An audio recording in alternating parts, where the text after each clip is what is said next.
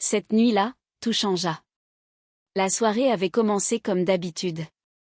Jules, mon beau-fils, était rentré accompagné de son ami Rian. J'avais toujours trouvé Jules distant, malgré mes efforts pour créer un lien. Rian, quant à lui, était calme et mystérieux. Bien que je l'ai croisé à quelques reprises, il ne m'avait jamais semblé aussi intrigant que ce soir-là. Ils passèrent la soirée à discuter et à rire, mais je remarquai quelque chose d'étrange dans le regard de Rian. Ses yeux me scrutaient de manière insistante, comme s'il cherchait à lire au-delà de ce que j'étais prête à dévoiler. Cela me mettait mal à l'aise, mais aussi, paradoxalement, cela éveillait une curiosité que je n'aurais jamais imaginée.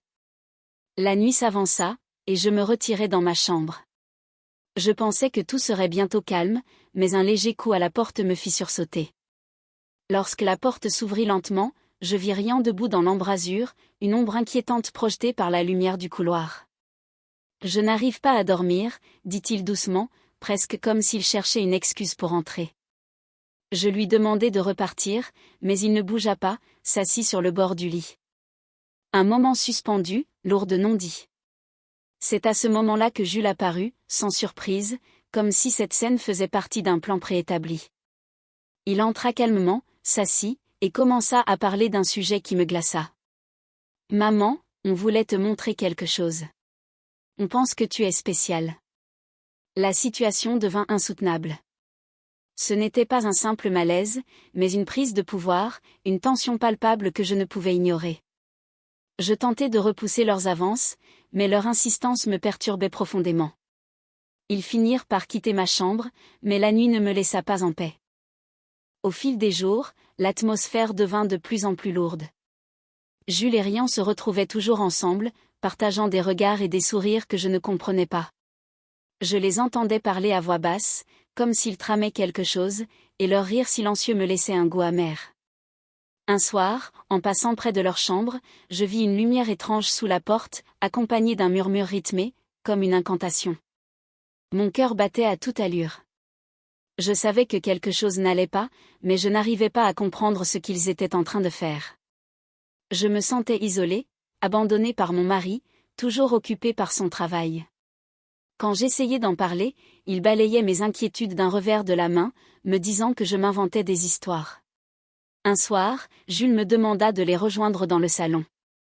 La pièce était éclairée par des bougies et une musique douce flottait dans l'air. Rian était là, comme d'habitude, silencieux mais observateur. Jules, d'un ton calme, m'introduisit à un carnet rempli de symboles et de dessins étranges. Ils me parlèrent d'une spiritualité différente, mais je refusai d'y prêter attention, ne voulant pas céder à leur pression. Ils insistaient, cherchaient à me convaincre, mais je ne voulais rien savoir. Quelques jours plus tard, la situation devint encore plus étrange. Jules commença à devenir plus attentionné envers moi, réparant des choses dans la maison, m'aidant à cuisiner. Il semblait vouloir combler un vide que je ne savais même pas que j'avais. Un jour, alors que je pliais des vêtements dans ma chambre, Jules entra sans frapper. Il s'assit à côté de moi et commença à trier les habits. Je lui lançai un regard interrogatif, mais je ne le repoussai pas. C'était étrange, mais d'une manière apaisante. « Tu te souviens, quand j'étais petit, je te disais toujours que tu étais la plus belle femme du monde, » dit-il avec un sourire. « Oui, tu étais mignon à cet âge, » répondis-je, un peu gênée. Je le pensais vraiment, tu sais. Je le pense toujours. Ces mots me frappèrent comme une révélation que je n'étais pas prête à entendre. Mon cœur s'emballa, et je me levai rapidement, évitant son regard. La tension entre nous était devenue insupportable.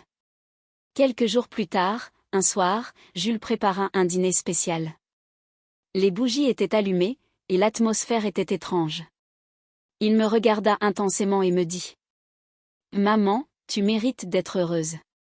Je veux te montrer à quel point tu es importante pour moi. » Ces mots étaient pleins de sous-entendus. Quand il me prit doucement la main, je la retirai précipitamment, mon cœur battant. « Jules, arrête, je t'en prie, » répondis-je, la voix tremblante. « Tu es comme un fils pour moi. »« Comme un fils ?» répéta-t-il, visiblement blessé. « Non, tu sais très bien que je ne ressens pas ça. » Sa voix se brisa, et il quitta la pièce, me laissant seule avec mes pensées. Quelques jours plus tard, je décidai de parler à Rian de ce qui se passait.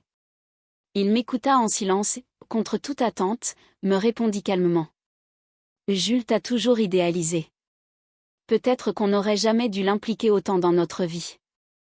Je compris alors que je ne pouvais compter sur personne pour m'aider à sortir de cette situation. Les jours suivants furent marqués par une tension constante.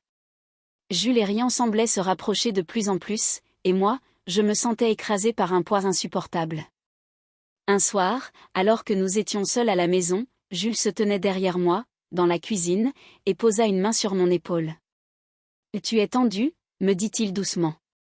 Je me retournai, mais avant que je ne puisse réagir, Rian apparut dans l'embrasure de la porte. Les deux étaient là, ensemble, silencieux, et cela devint trop pour moi. Je reculai, abandonnant tout espoir de lutte. Le lendemain matin, j'avais pris une décision. Dans ma chambre, je laissai une lettre, une confession de tout ce que j'avais enduré. Et, dans un dernier acte de désespoir, j'avalai une poignée de somnifères, espérant trouver enfin la paix. Jules fut celui qui me trouva. En lisant la lettre, il comprit que tout était déjà trop tard. Rian, habituellement calme, sembla aussi perturbé qu'un homme pris dans un piège qu'il avait lui-même tendu. Mon mari revint le lendemain, et la tragédie se dévoila au grand jour. La famille fut brisée, et la douleur, irréversible. Une vie avait été perdue dans l'ombre d'une manipulation silencieuse et d'une pression insupportable.